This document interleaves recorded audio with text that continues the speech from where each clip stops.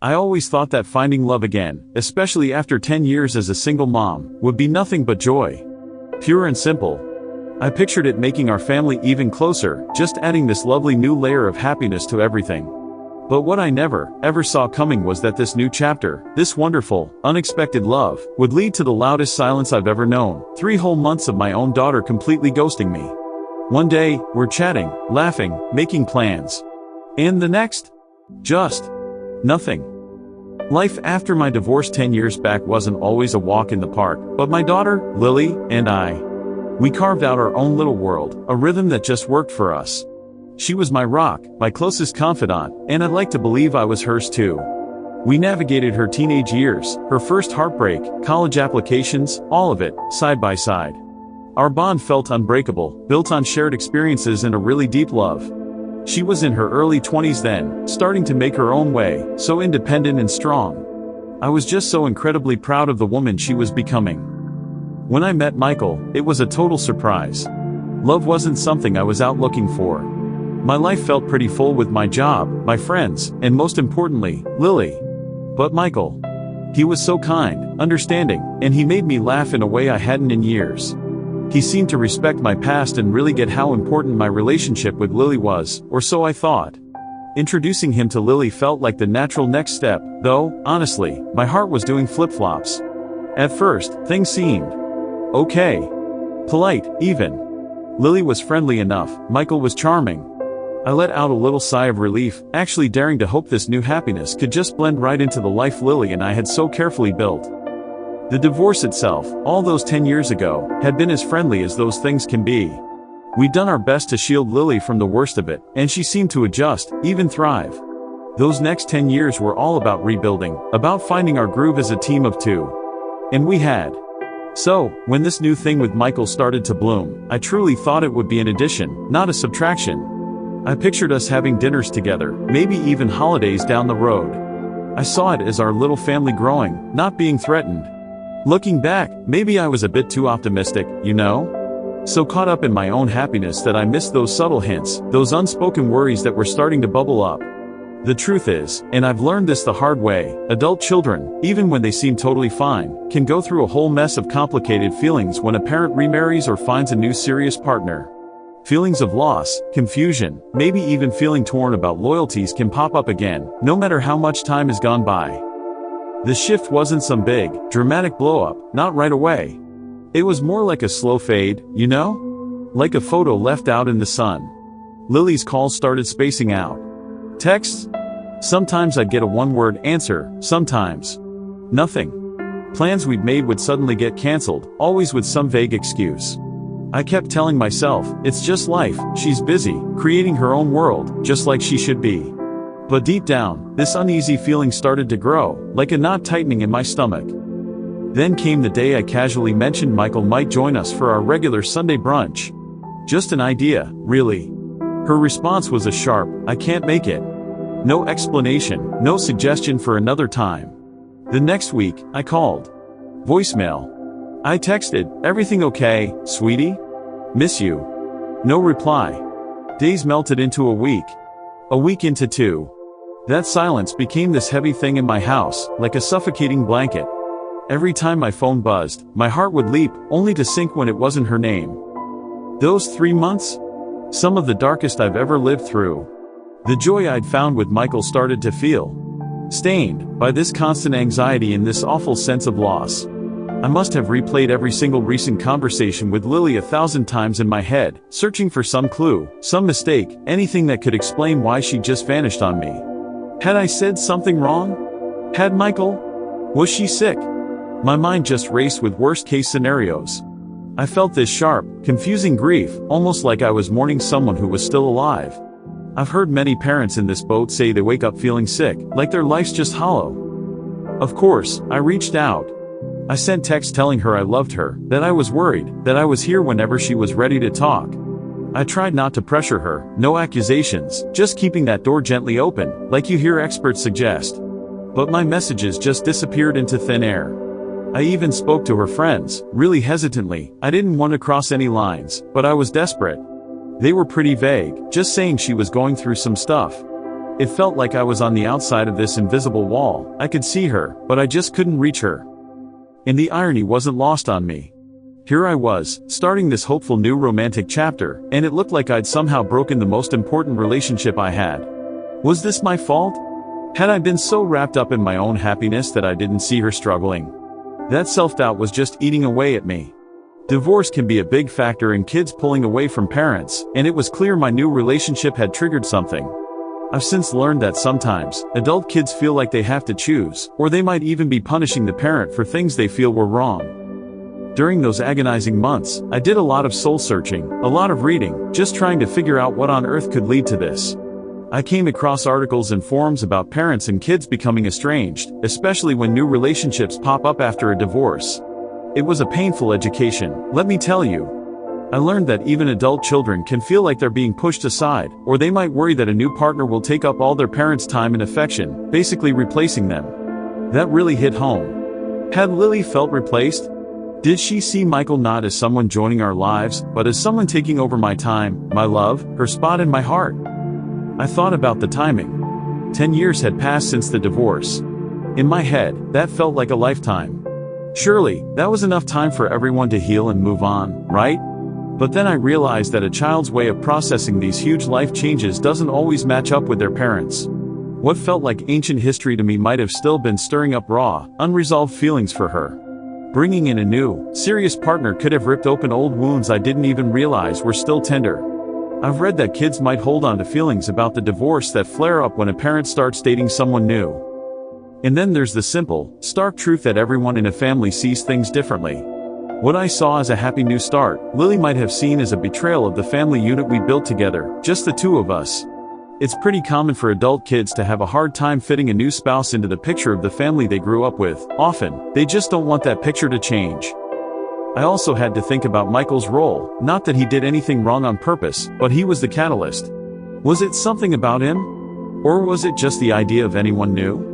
Maybe my attempts to bring him into our lives, which I thought were pretty gentle and thoughtful, felt too fast or too much for Lily. Maybe my happiness, which I'd hoped would be contagious, just made her feel more isolated, like my focus had shifted in a way she wasn't ready for.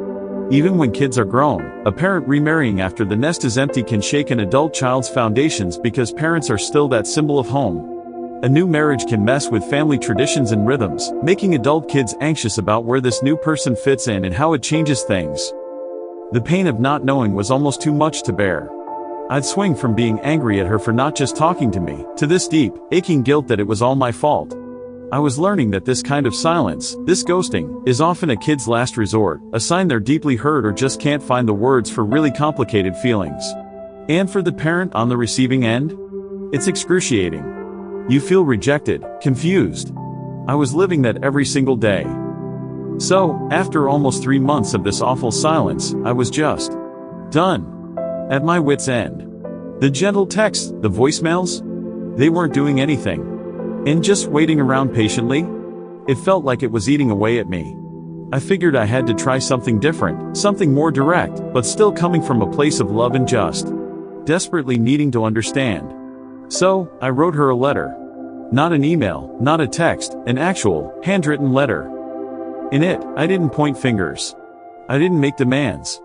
I just poured my heart out. I told her how much I loved her, how much her silence was killing me, not to make her feel guilty, but to show her how deep my pain and confusion went. I said I knew she must have her reasons, reasons I clearly wasn't getting, and that I was desperate to hear them. I told her again that my love for her was unconditional and that no new relationship could ever change that or make her less important to me. And I apologized. I said sorry if my new happiness had, without me meaning it to, caused her pain. Sorry for not seeing or understanding what she was going through. Taking responsibility for your part, even if you don't totally get it yet, that's a really big step. I finished by saying I'd be at our old favorite coffee shop on Saturday at 10 a.m., the place where we'd shared so many secrets and dreams over the years. I said I'd wait for an hour, hoping she'd meet me, but if she didn't, I'd understand she wasn't ready, and I'd keep giving her space, loving her from afar. The days leading up to that Saturday were just a mess of anxiety and a tiny bit of hope. When Saturday morning finally came, my hands were shaking so badly I could barely hold my coffee.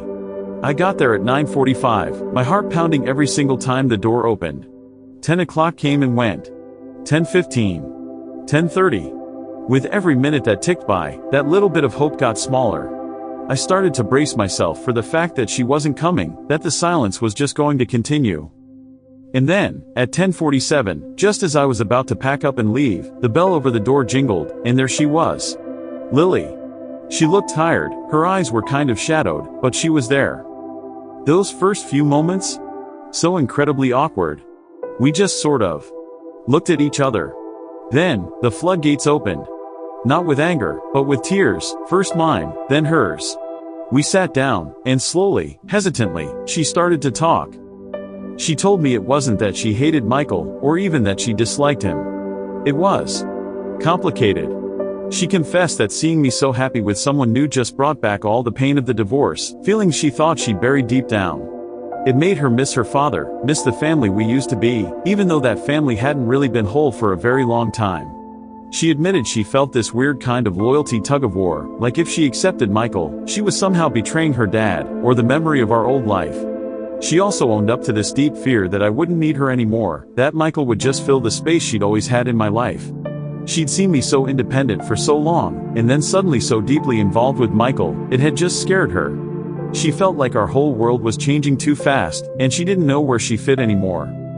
She said the ghosting wasn't some big plan. It just started as a way to avoid a really tough conversation, to try and sort through her own jumbled emotions. But the longer it went on, the harder it was to break the silence. She was ashamed of how she felt, worried I'd brush it off or think she was being childish. Listening, I mean really listening without jumping in or getting defensive, was the hardest and most important thing I did right then. I had to just let go of my own reasons and my need to defend myself to truly hear her out. That coffee shop chat? It wasn't some magic wand that fixed everything. Not at all. But it was like a tiny crack of light in a really dark room, you know? It was the start of a long, and yeah, pretty tough journey back. Rebuilding trust, getting that understanding back after something like this. It takes time. It takes patience. And both of you have to be willing to put in the effort. I've learned that when it comes to mending things, it's a process, sometimes it takes years, and it's often the adult kid who sets the pace. We started small. We agreed to meet once a week, just the two of us. No pressure, no talk of Michael unless she brought him up. Those first few meetings were delicate. Sometimes we'd talk for hours, other times, we'd just sit, sometimes in a comfortable silence, sometimes not so comfortable. I learned to validate her feelings, even when I didn't fully get them or agree with her side of things. Saying stuff like, I hear that you felt scared and like you were losing me, instead of, but you weren't losing me, that made a huge difference. It was about recognizing her emotional truth. I had to take a really hard look at myself too. My intentions were never to hurt her, but I had to accept that my focus had shifted a lot when Michael came along.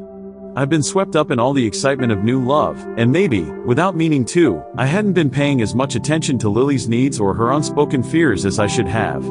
It was so important for me to own my part in what happened, to genuinely say sorry for the pain my actions, however unintentional, had caused her. Truly fixing things means admitting you messed up, saying you're sorry, and showing you're going to change. We talked about boundaries. That was a big one. Lily needed to get that Michael was now a permanent part of my life, but I also needed to show her, more with actions than words, that her place as my daughter was sacred and could never be replaced. We agreed that I'd make dedicated time just for her, and that any introductions to Michael in bigger family situations would happen slowly, at her pace. It's all about finding that balance between your new partner and your kids, making sure your kids still feel like they're a top priority. There were definitely setbacks. Days when old hurts would bubble up, when communication would just break down. Times I felt so frustrated by how slow things were moving, or when Lily would pull back a bit. But we kept coming back to the table, sometimes literally. We learned to handle these moments with more honesty, to actually say when things felt off before they blew up into another silence. Trying to reconnect is a delicate dance. If you rush it, you risk falling back into old, bad patterns. Michael, to his absolute credit, was incredibly patient and understanding through all of this. He never pushed, never made any demands. He gave Lily the space she needed and supported me trying to reconnect with her. He got that our mother-daughter bond was the main thing and needed to heal before our blended future could really even start. If you're watching this and any part of my story hits home for you, maybe you're a parent trying to figure out a new relationship after a divorce, or an adult child wrestling with these kinds of changes, or maybe you're feeling that pain of being cut off from someone you love, please know you are absolutely not alone. These situations are so complex and incredibly emotional. If this story helped you in any way, or if you have your own experiences you'd like to share, please drop a comment below. Sharing our stories can be such a powerful way to connect and support each other. And if you want to hear more about navigating family stuff and personal growth, think about subscribing to the channel. It's been over a year now since that awful 3-month silence. Our relationship, Lily's and mine, isn't what it was before. In some ways, it's actually deeper. It's more honest, we're more intentional with each other. That easy, uncomplicated shine has been stripped away, and what's left is something tougher, something we built back up from misunderstanding with a lot of honesty and hard work. It's not always perfect, I mean, what relationship is? But we're talking. That fear of saying what we really feel, even when it's uncomfortable, has definitely faded. Lily and Michael are slowly, carefully, starting to find their own way with each other. No forced family dinners, no pressure for them to be best buddies overnight. It's happening naturally, on Lily's terms. She's beginning to see him not as a threat, but as someone who makes her mom happy, and who respects her place in my life. It really does take time for adult kids to get used to a parent remarrying and to accept a new person. Patience is everything. So, what have I learned from all this? Oh, so much. First off, communication is everything, but it's not just about talking, right?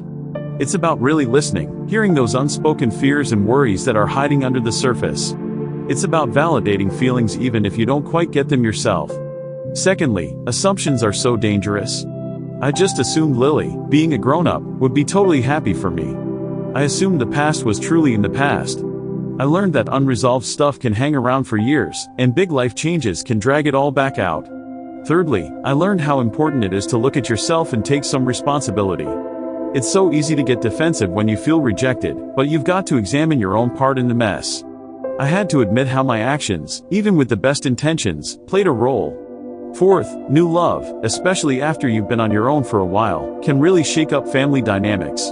Adult children, no matter how old they are, might need to hear and see that they're still a priority, that their place in your life is totally secure. They don't need parents less as they get older, they just need them in different ways. And finally, healing can happen, but it's a journey, not a quick fix. It takes consistent effort, being humble, and really wanting to put the relationship first. Sometimes, getting professional help, like family therapy, can make a world of difference if you keep hitting a wall trying to reconnect. Being ghosted by my daughter, honestly, it was one of the most painful things I've ever been through. It rocked me, made me face some really tough truths about myself, about our family. But somehow, through all that hurt, we found our way back to each other. It was a path paved with hard talks, lots of tears, and a fresh promise to truly understand each other. Our story, I hope, shows that even when things feel completely broken, even when that silence is just overwhelming, there's still hope to reconnect. It's not a walk in the park, believe me. It takes guts and being really vulnerable, from everyone. But those family bonds, especially between a mom and daughter, they're incredibly strong.